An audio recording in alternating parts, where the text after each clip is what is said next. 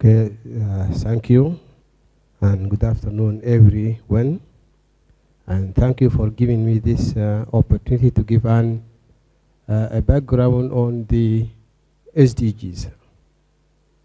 And I would like to start by appreciating the role of the private sector in Sudan in advancing the Sudanese economy. And for your information, that the private sector in Sudan is absorbing more than 90% of the labor force in Sudan.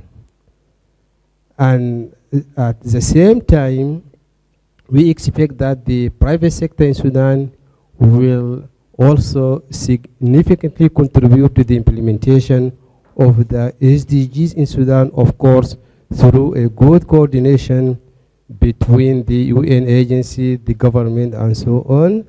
That is in the objective of increasing the standard living of the Sudanese people. And by the way, I would like to spare to the private sector that, of course, when the standard living of people increase, demand will increase, and then the supply will respond positively to the increase in the demand. So there is a smart partnership in this domain. There is mutual benefit between the private sector and the people when there is standard living increase. So we expect the role and the role that will be played by the private sector in our country.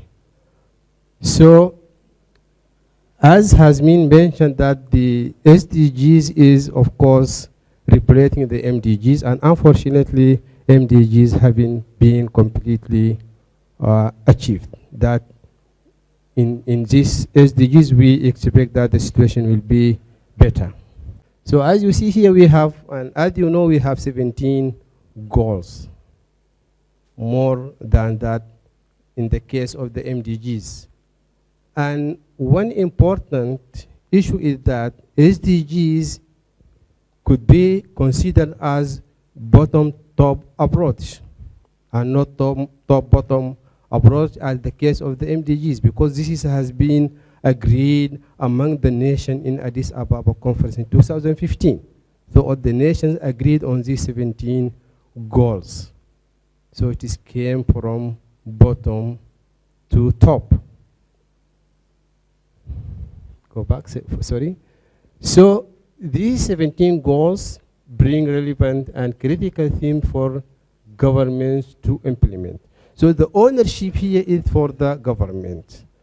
So private sector, UN agencies, donors are supporting the government for the localization and the implementation of the SDGs. This is one important issue with regard to SDGs. All to be achieved. No shari here. All to be achieved. The 17 goals should be achieved by the end of the day. Yeah. So I just would like to focus on the principles of the implementation of the SDGs, which is make it clear that it is different from the implementation of their MDGs. So here, the agenda is valid for all countries. Developing, emerging, and industrial countries all have one agenda. And by the way, I would like also to mention that here in Sudan, I will speak about it by the end of these slides or presentation, but Sudan received a high level of MAPS mission in 2016 and also 2017. MAPS mission, mainstreaming, accelerating, and policy support mission to support the SDGs acceleration in Sudan. So this mission came out with a very important phrase that given the multitude challenge faced by the country, by Sudan, and the need for comprehensive response, if the 2030 agenda did not exist, it would have to be invented for Sudan. That means the 17 SDGs goals are very applicable for the situation of Sudan. So each country to contribute to global well-being through its national policies. That means all the national policies should be mainstreaming with the SDGs. And that is what is going now in Sudan, especially during the preparation of the PRSP. Now, as I know, and I am part of this process, that the poverty reduction strategic purvey is to consider all and to include all the SDGs. That the recommendation of the PRSP will be a different recommendation of the localization and the implementation of SDGs in Sudan by the end of the story. Each country to contribute according to its own context and capacities. Of course, with some support from donors and from the private sector as well. Okay? 2, 3 dimensions of sustainability: social, economy, and environment. And of course, it is very integrated. Everyone affects the other, negatively or positively. So we should have take all these 3 dimensions as integrated in order to produce a sustainable SDGs. 3, protection of global public goods. Global public goods are goods available on a global level, such as the climate, the environment. So national policy should contribute to protect and ensure sustainable use of global public goods. Protection now will reduce future costs of health, for example, and so on. This can be one of the public goods. So local decision can affect the climate globally. So it will be, the cost will be paid by other persons. So we should consider the protection of public good. 4, means of implementation. Each country to take responsibility to fund the implementation of the SDGs. That does not mean the country should use its just own resources. But of course, it could try ways of how to mobilize resources for the implementation of the SDGs as we do now. Domestic resources mobilization to be increased. And now, fortunately, in Sudan for 2019, the Sudan will implement for the first time the program budget. And we know program budget is different from item budget which have been implemented in Sudan for the previous period. So here, program. So there would be program in health, education, and so on, which represent the goals of the SDGs. So it is very easy to mainstream the SDGs with the budget, program budget, as if it is based is program and not items. Tax system to provide incentive for sustainable behavior. And for my observation here in Sudan so far, Sudan, depends on indirect taxes more than direct taxes. And we know that indirect taxes paid by the final consumer, let us say by the poor. But this is indirect taxes. But direct taxes, which on the profit and companies' profit, to far extent will be paid by the richest. So we should a bit shift to increase the revenue from direct taxes more than indirect taxes. Incentive private sector contribution. And that is the issue of today's workshop. 4, leave no one behind. This is very important principle in the implementation of the SDGs.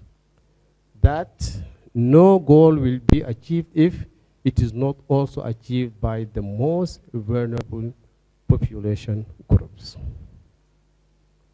We have to reach out all the vulnerable groups in cities, urban areas, nomadic, and so on. We have not to leave anyone behind. Productivity involves groups that are excluded in policy making and monitoring. We have to monitor all the groups to be measured to what extent they have been benefited from the implementation of SDGs. Change needs to involve all stakeholders. As we see here, government, private sector, and consumers. So, 6, joint responsibility of all stakeholders, government, private sector, citizens, and research institute. So sources, a success requires the involvement of all stakeholders. Multi-stakeholders approaches will be central. 7, strong monitoring and review mechanism. Monitoring will take place at national, regional, and global level.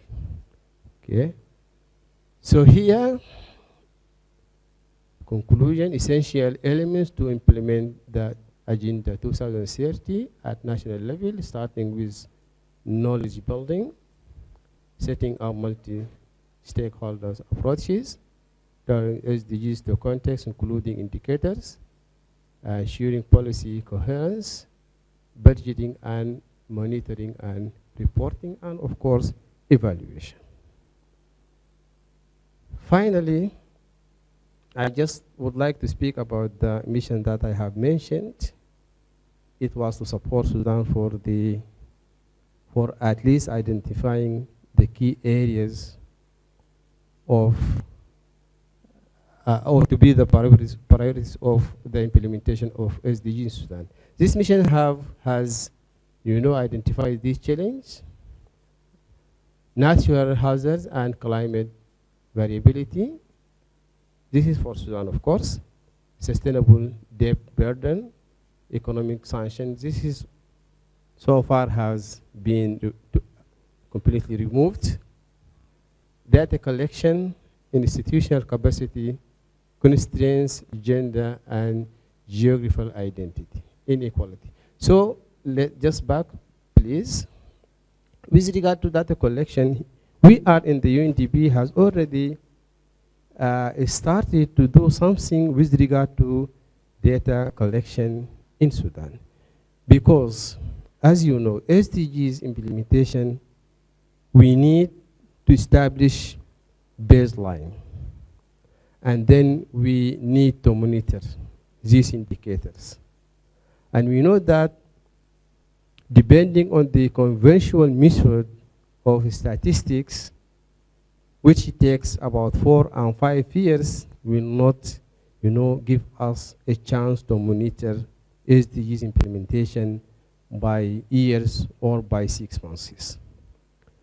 So with regard to this matter, we have innovated the MPI, Multi-Dimension Poverty Index. This is in collaboration with Berlin University, and we used the method of Berlin University, and in collaboration with the Central Bureau of Statistics and with Zain company at a private sector. So we did a pilot in Jazeera State.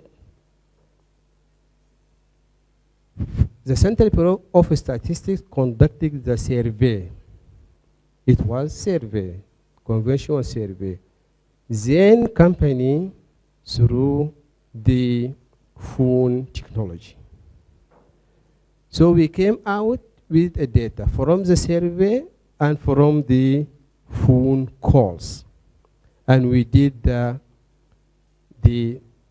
analysis between two surveys, and we came out with a very strong correlation between the data that have been collected from the field and from the phone calls. That is to confirm that in the future, if we use the call phones, of course, not to replace the statistics by the Central Bureau, but to complement the data that provided by through the surveys.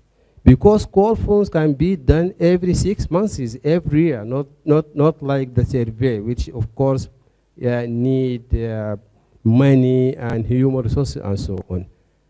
Now we are scaling up this project to be implemented in more 3 states in Sudan. Looking forward to generalize the project in all over Sudan.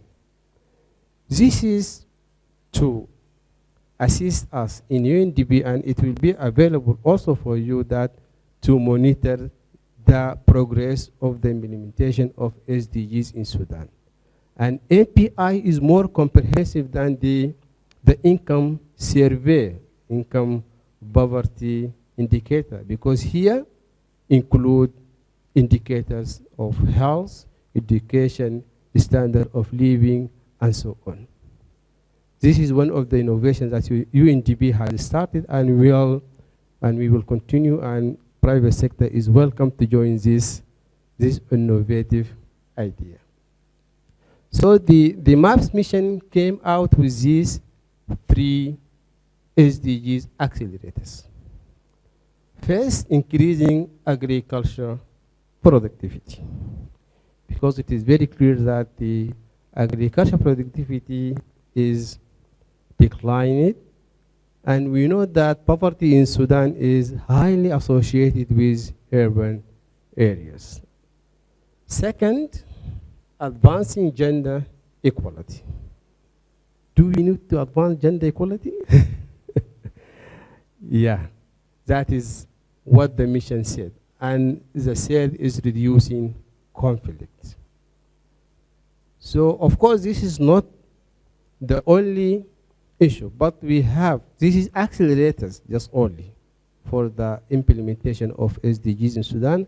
And after this mission, there was the mission and an interagency mission came also from the headquarters, include all the UN agencies, UNICEF, WFP, UNDP, and so on. And this mission now has drafted the SDG framework for Sudan, and now is, reviewed by the government to be the final SDG framework for Sudan, and all of us government, UN agencies, to be work under this framework.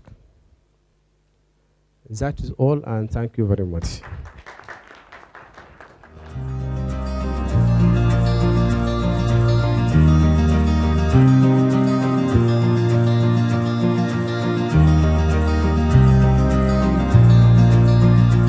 So please remember, if we all help and do a little bit, it will make a big difference.